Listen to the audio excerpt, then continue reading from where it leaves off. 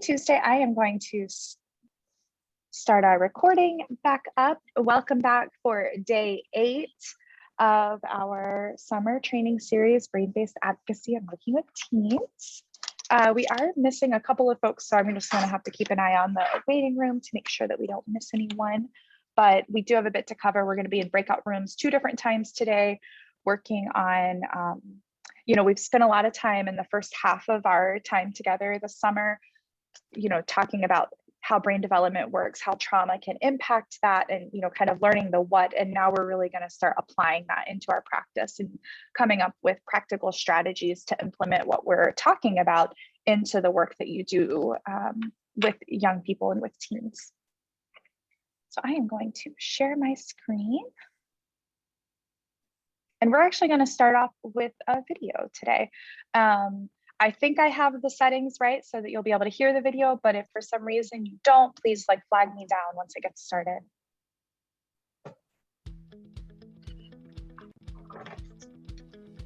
When kids become teenagers, they enter a phase of rapid development. It's easy to see how they grow physically, but some of their most important growth is invisible, happening inside the brain. The adolescent brain makes giant strides from the preteen years all the way up into the age of 26. During this time, the brain is hard at work absorbing information and experiences. The adolescent brain is strengthening neural pathways, wiring connections, and pruning away what isn't being used. Beginning in adolescence, young people gradually start to gain their independence from family. It is especially important during this period of development that adolescents learn how to regulate their emotions and gain more control over their impulses, plan ahead and think critically, and engage in introspection. These are all key building blocks to cementing a solid foundation for healthy adult life. This healthy adolescent brain development cannot happen without having opportunities to create and maintain healthy and consistent relationships, try new things and engage in healthy risk-taking, exercise autonomy, learn new habits, and heal from past trauma. But for young people who have been separated from those they know and love by the foster care system through no fault of their own, this stage of development looks very different. Just being in the child welfare system can inhibit the healthy opportunities all young people need and can put its own brain strains on young people. These include attachment disruptions, destabilization, moving multiple times, harsh restrictions and punishment, having their normal adolescent behavior viewed as a mental health problem, community, family, and school changes that disrupt their learning, poor access to vital mental health care and support, discrimination based on their race or sexual orientation, and the reality of exiting foster care without a permanent family or connections. Fortunately, neuroscience is teaching us that there are ways to turn these brain strains into brain gains for youth who have been in foster care. Brain gains include having opportunities for healthy risk-taking, getting a job and managing money, building skills for independence while maintaining interdependent relationships with caring and consistent people in their lives, learning to drive, participating in the planning and decision-making for their lives, engaging in and promoting learning that offers incentives and rewards, taking on leadership roles, creating activities that help the brain to grow and heal, such as meditation, sports, exercise, and self-guided activities, and having the freedom to safely explore religion, sexuality, and gender identity. Young brains thrive on rewards. When young people have positive experiences like these and succeed, the adolescent brain's active reward center kicks in to reinforce those experiences by wiring more connections and giving a young person courage and confidence to achieve even more. Young people are extra sensitive and highly attuned to their environment and the people in it. Every moment counts. Every interaction matters. So, what are you wiring for? There's so much more adults can do for young people emerging from foster care.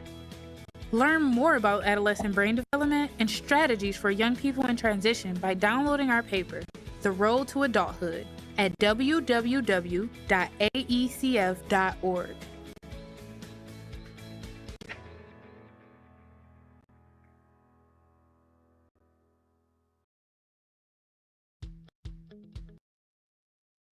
Okay, So I really like this video. I was thinking, and for those of you that read the entire Road to Adulthood, I think I shared it early on in the training.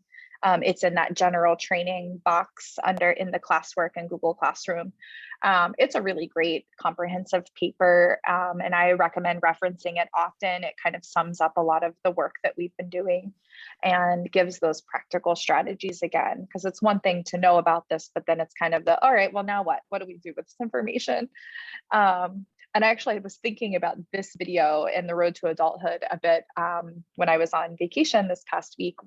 My family goes camping a lot, so we go to a South Carolina beach, and we camp there. We bring our camper with us, and we camp there on the beach. And we've been doing it for years. We go several times a year usually. And my oldest child is a teenager now, and so this is the first time, as the kids have gotten older, we've let them, ride their bike through the campground and stuff like that. But this was the first time that our oldest really wanted nothing to do with us the entire time, right? Because he's kind of at that tug of kind of autonomy and trying to figure all of that out. So he was doing a lot more like, oh, I'm going to go, hang out here. I'm going to go ride my bike here. And I could see him kind of tugging that direction quite a bit. So it's kind of interesting. And then to compare that with our younger child, who's only 9, he wants to go out and like make the lap, but he's kind of checking in or saying, hey, come with me. So it's kind of interesting to see that in action. But I was thinking about that video in the Road to Adulthood as we were, feeling a little nervous to let our teenager go off and kind of do those things on his own, but realizing that's a healthy risk he needs to take, I suppose.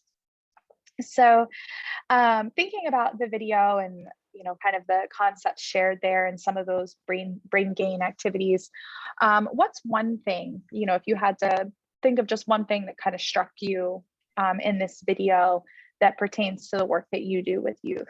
And then, or likewise, if there's some way that you're already promoting brain gains, but maybe you've never thought of it that way, what's something you're already doing? So feel free to unmute and share or use the chat box.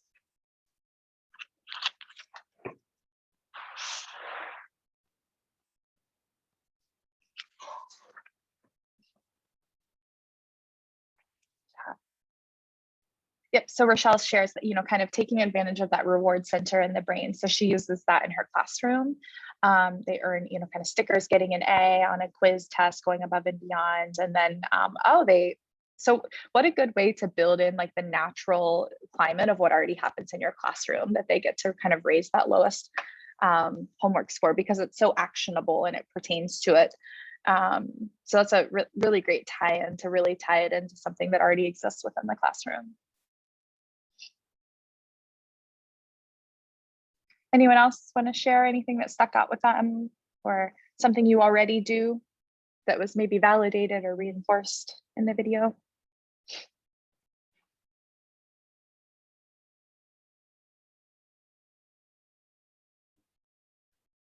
One thing that strikes me, and I think I shared some of the normalcy work from a couple of years ago, that if you remember the term reasonable and prudent parent standard, and there was all this work around normalcy.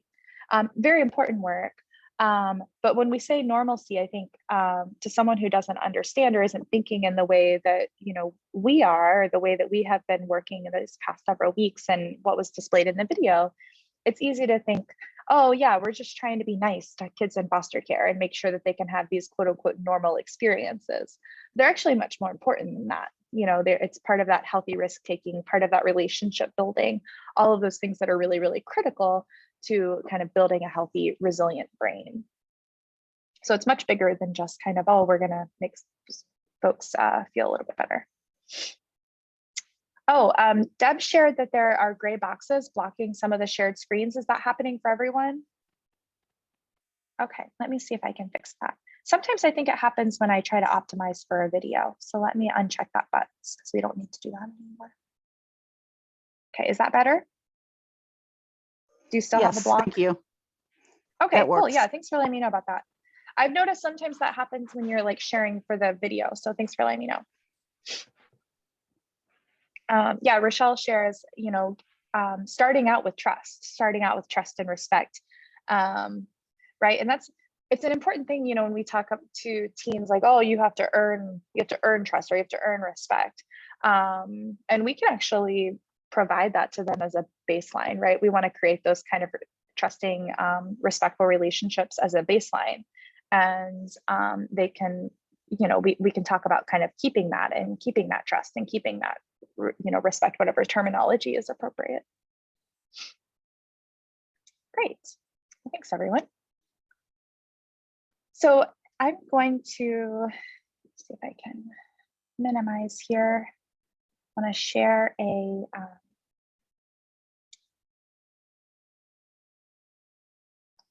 going to share your first couple of handouts in the chat box with everyone. And these are available on Google Classroom, but I'm just going to share them here so you have them. So the first one that we're going to be working with is handout number 1. And this is the bio of a young person. So I'm going to put you into small breakout groups, like into pairs, and you'll be working together to build a bio of a young person. I've put a sample up there, so it doesn't have to be complicated. It really should only take you a minute or two to do. And so this is just that quick snapshot. If you were getting a case profile, or if I were emailing you saying, hey, will you take this case? It says real quick little pieces. And so what you'll do is just work together on that handout and do that. I think there are only 6 things that you have to do. So you'll identify gender identity, age, race or ethnicity, a permanency goal, strengths, challenges, and you can just make this up. So you're just thinking of a young person, obviously, preferably a teenager. So that's the population we're working with in this training, and work in pairs, and then we'll come back together, and then we'll actually head right back out into breakout rooms just shortly after. So any questions? Everyone got the handout? All right, cool. Well, I'm going to put you into pairs and let me know if you have any trouble. You'll only be in the breakout. You'll get the warning in about 2 minutes. And once the warning comes up, you have another 2 minutes in there. So you'll have 4 minutes total to work on this.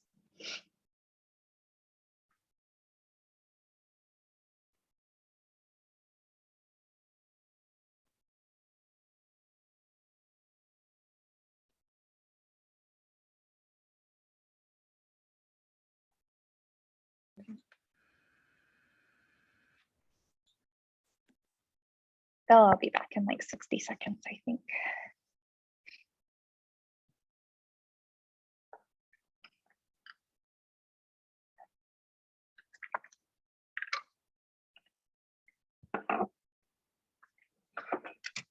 Sorry, Debbie. I clicked the button on accident, but thank goodness we were done.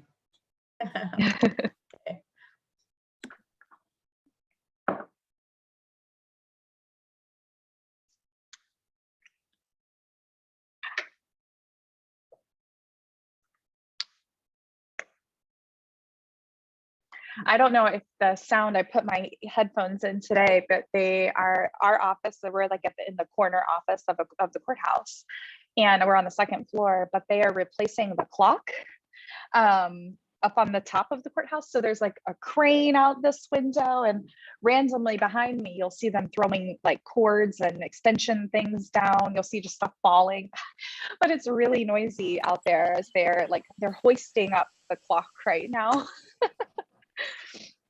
So I put these earbuds in hoping that would help. And a couple of weeks ago, they had like jackhammers going out. They were like fixing the stairs or something right outside our window. So it's been exciting times here at the Athens County Courthouse.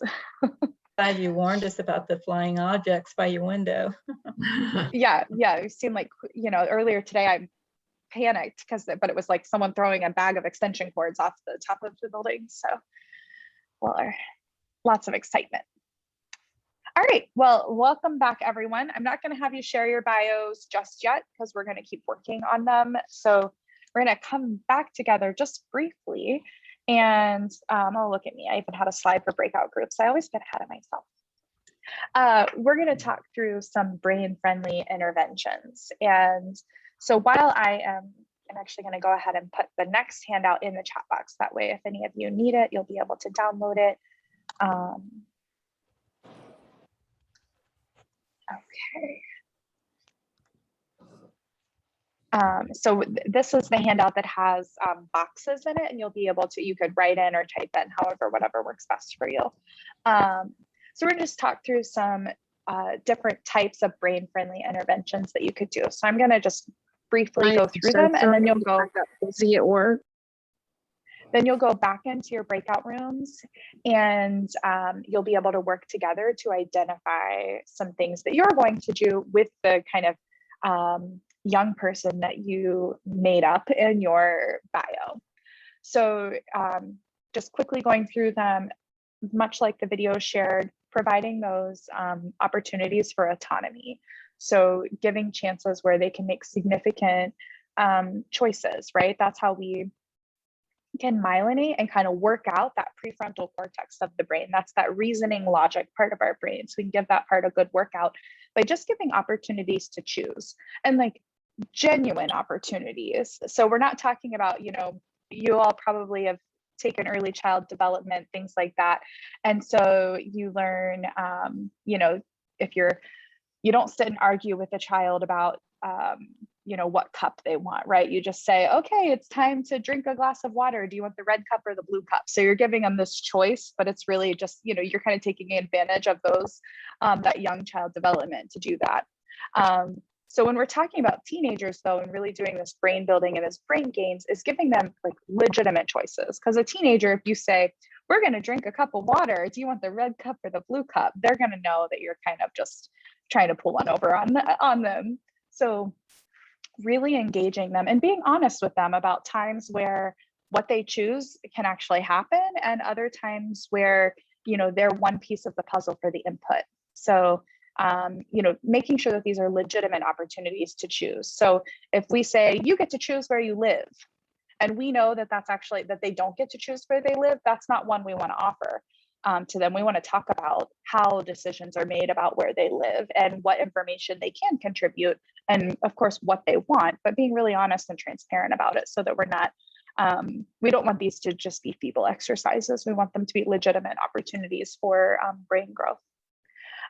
Any activities that build self-awareness, especially when we're trying to identify that kind of inner identity or inner core during that adolescence. Again, that's one of those executive functioning things. So, you know, being mindful of that and thinking of strategies where we can help build that self-awareness, either through reflection or, you know, things like that.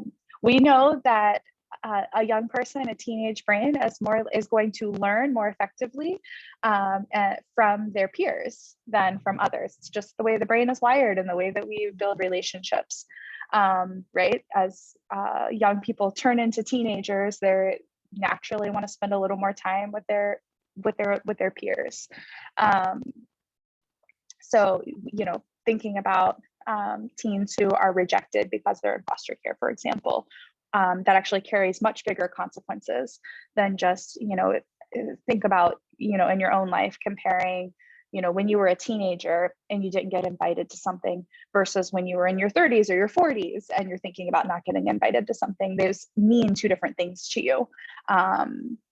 Both can be hurtful, but you know, when you're younger, it can kind of feel like the end of the world. Other brain-friendly interventions, anything that promotes affective learning, that's that emotional limbic system of our brain. And so we know that that limbic system, that emotional brain, kind of outshines that reasoning brain as a teenager. And we're still kind of working on all of those things and figuring all of that out. So a young person is going to learn more effectively if there's an emotional context to the lesson.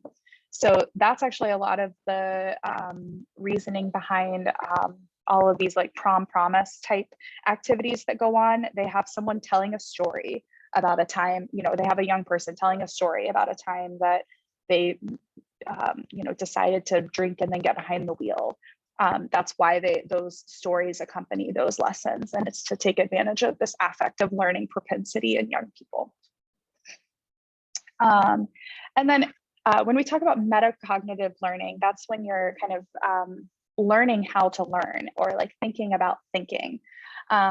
So from an educational perspective, I know we have a teacher on the line that this is one of those places where we're preparing teenagers for that next level of thinking that they're going to encounter as they march into adulthood.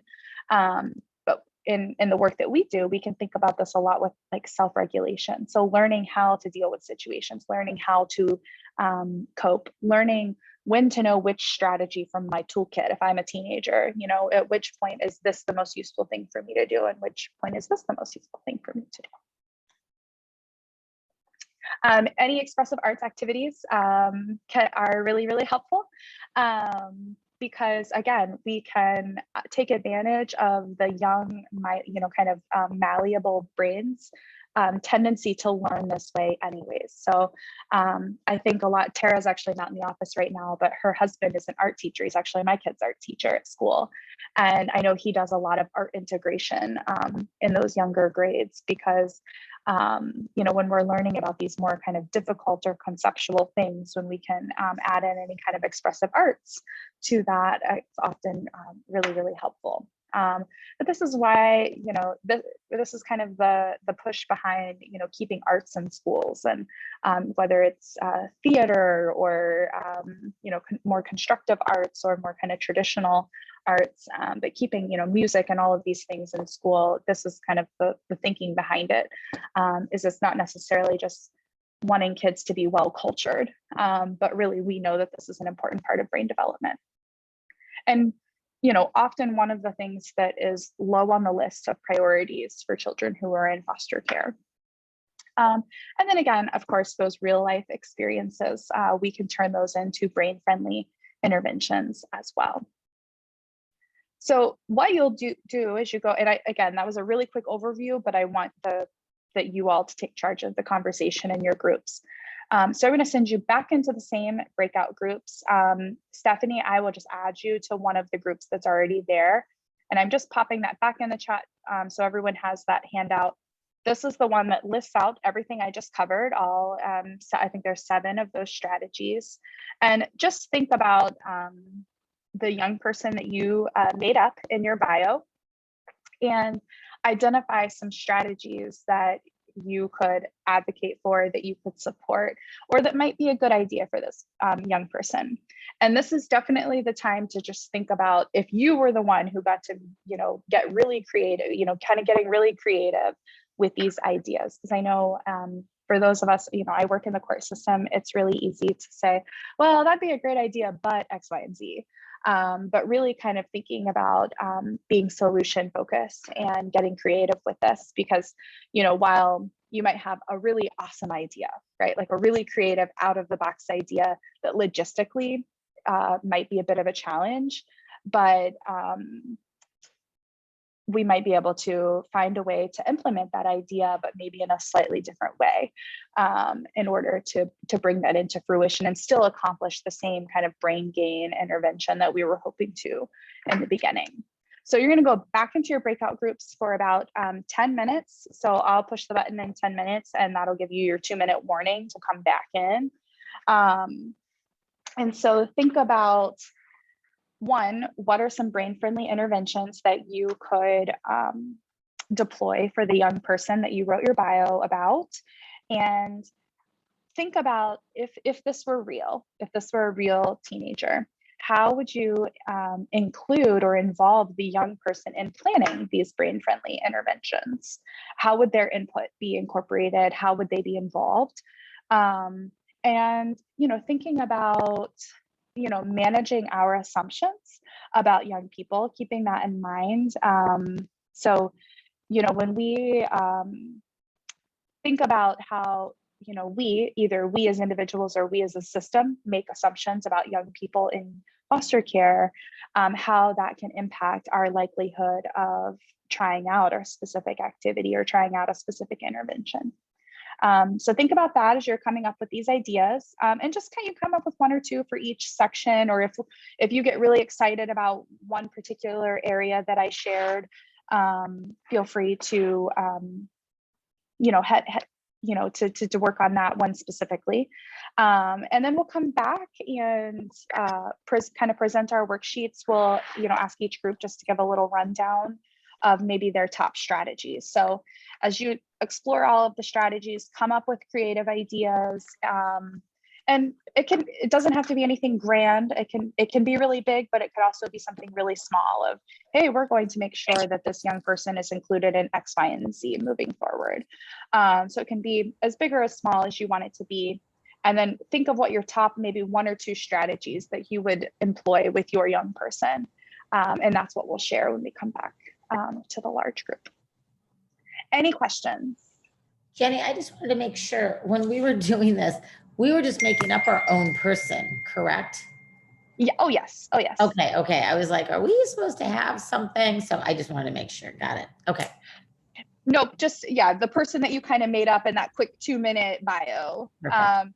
And I know we had a couple people join late. So once I open the breakout rooms, I'll just add you in. So a couple of you will have 3 in your breakout rooms. But so you'll have about 10 minutes and then we'll come back together and share as a group.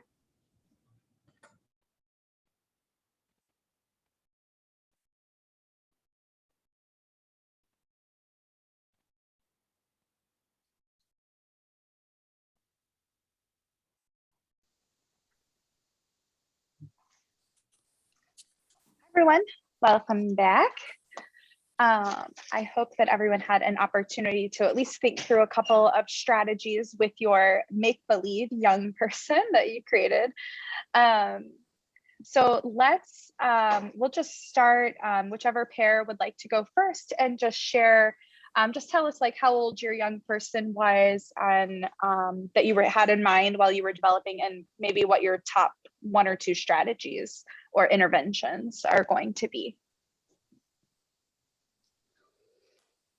Hey, this is Debbie. I guess we'll go first. Ours was a 15-year-old male, and one of his challenges was anger management and maybe some mental health issues. And we thought we would talk to him about maybe getting into art and see if that would be something he would like to do, and talk to him about that. And maybe he would or wouldn't want to be in art, but we thought this would be a good way maybe for him to connect with others and maybe create long-term relationships even after he got out of foster care. And then we thought this would be a good way for him to express himself and maybe get out some of his angers by expressing himself through his art. And that's about it. And we picked art because he's a very talented artist. Yes. And I currently had a kid who's a very talented artist. So we wanted to, use that. Yeah, that's a great strategy. And it's, it's something that, kind of comes in so adjacently, right? It's not this kind of huge, big thing that you're doing. It's kind of, hey, I noticed that you seem to have a natural affinity for art. What do you think? Here in Athens County, we've been working with our Judge Saunders, on starting a new program called Art in the Court. And he's actually going to be featuring a different youth artist every month or quarter. We haven't quite decided on the frequency, but the art will actually get framed and displayed in the courtroom, and then we'll go into his chambers once it's the next person's turn. And our hope is to make a little to-do of it. Yeah, actually, the young person that Kara is working with right now is the very first bit of art that is going to get featured in the courtroom. But again, just to kind of reinforce and kind of officialize some of those great strategies that we can employ. Great, thank you for sharing, Debbie and Frankie. Who's next? I can go next if you want. Yep, thanks, Deb. We have a 17-year-old female, and she is Asian. So and she's a good student, and she wants to go to college when she ages out. But some of the roadblocks are the culture changes, the language barrier, possibly financial for sure, and she has very little support. So we looked at the possible things we could do to help her with that. Maybe get some tutoring on the second language. One of the things was maybe help her visit a college if that's possible. Career fair scholarships. We don't know whether she can learn to drive as a foster child or not, but if she can, that would be another plus. And basically just helping her sort out, look at what the choices are. And we even talked about, the expressive art too, if that was a possibility, making sure she had the supplies to work with, and just involve her in the decisions so we can, help her figure out where she's going from here. Yeah. Yeah, that's a great strategy. So many things there are, just roadblocks, right? Like with the driving of not every children's services agency allows children in their custody to obtain a driver's license or to drive a car.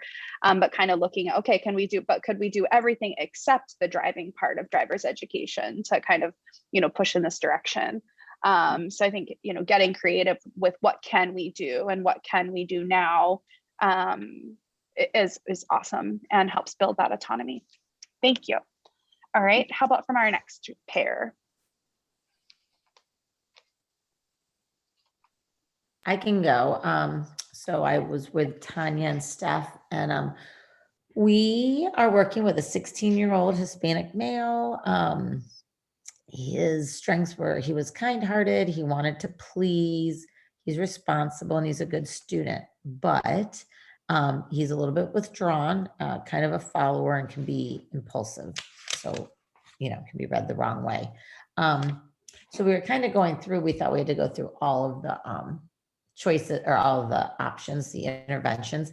But I think what we kind of came up with him that worked the most was to give him choices. For instance, in order to work on, his being withdrawn and being a follower, should he work with a school counselor, or does he want to work with a social, like during school time, or does he want to work with a social worker on his own time? And, having him make those, choices and kind of talking those through. We also thought doing the peer learning connection, since he is a good student, he could work on tutoring, whether it's his younger siblings or, at school with some of those school mentor groups, like the tutoring group at school or mentoring group. He would be good at that because he does want to please and he does want to, make the right choices, but yet he can be a follower. So we thought if we put him in the driver's seat, maybe he would be able to share his experiences with others, and that would, help him realize all of his strengths. So, and then, with the counseling, then that would also address a lot of his impulsive acts, and they could walk through the metacognition of, being impulsive versus what's going to happen. What are the consequences going to be? Yeah, those are great strategies. I love the idea of, with tutoring of, asking them to be the teacher kind of in that way. Because what a great, resilience builder, what a great like reinforcer. That's a great strategy. Nice job. And I think we have one last group that hasn't gone, one last pair or threesome.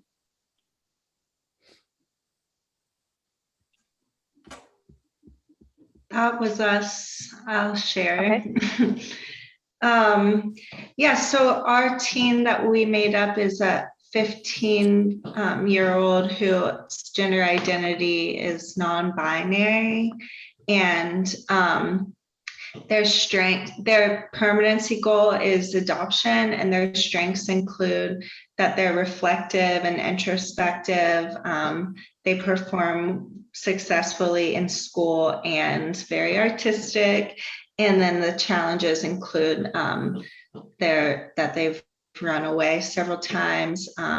They're involved with vaping, and they're experiencing a lot of disagreements and anger towards and with their foster parents about their gender identity.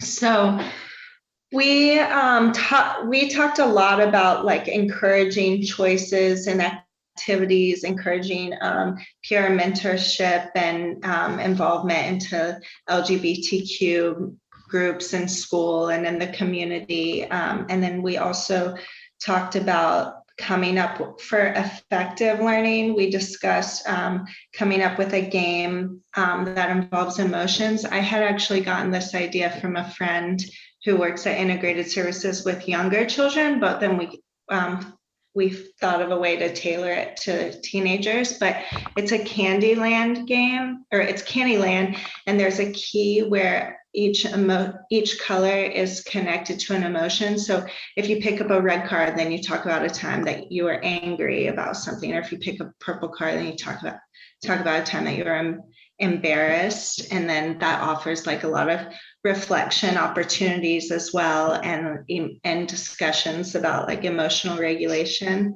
And we thought maybe that could be tailored in a way where you had like a deck of cards or something, so it's not so little kiddish with Candyland. A lot of our activities were pretty interconnected with the different types of interventions.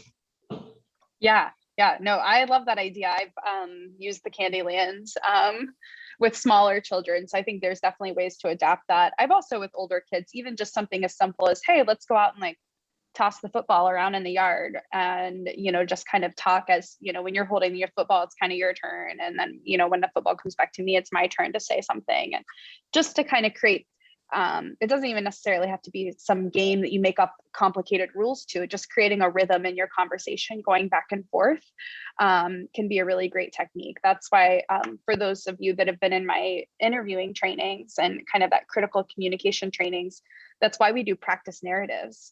One, we can learn about the child's speaking patterns and development when we do a practice narrative, but we're also teaching them how they're going to talk to us, right? When we kind of are asking all kinds of questions. So even just creating rhythm within your conversation with a young person can kind of promote this back and forth, type thing. That way it's not just, you asking a million questions and them saying, fine, whatever, fine. As you can all tell, I'm projecting. I have a teenager at home, so I hear fine a lot. So great job. And Kara pointed out, and a lot of you, the strategies you shared, if you had to pick one area that they fall in under the 7, you could probably fit them in multiple areas. And so you all did a really great job. I am going to share one last handout and this handout's in Google Classroom, but I'm going to share it in the chat. And then I'm also going to share it on my screen. So you all came up with some great examples, but just in case you want some more, these are ones from the curriculum, and some of them are very case oriented. So, when you're having a transition planning event or something, asking them to be a part of that transition planning conference. One that we're actually fortunate in Ohio, we have a really great youth advisory board system in Ohio. So encouraging the young people that we work with to get involved in those types of events. I know down here in our region, I had just shared an email about the Ohio Prep group was sharing, career readiness and college readiness webinars and things for teens. So really encouraging the young people that you work with to take advantage of those, and even saying, hey, I could do it with you, or we could attend it together, or we could talk about it afterwards, whatever makes sense for them. So I like that idea a lot of, remembering to think about, our expectations for young people. I always say, I like to have high expectations. It's okay for us to have high expectations for young people, because when we have a reasonably high expectation for a young person in foster care, what we're saying to them is that we believe that they can do something, right? We believe in them with that. So I don't mean high expectations in that, like, we want them to, be a water polo champion when they haven't learned how to swim.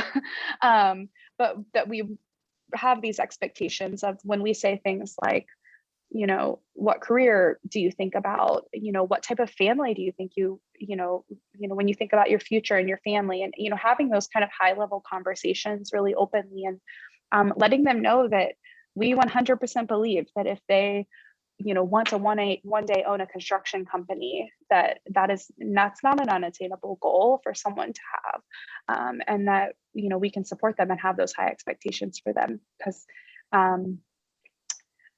young people are so keen to rise to the level of expectations that the adults set for them. So we can take advantage of that.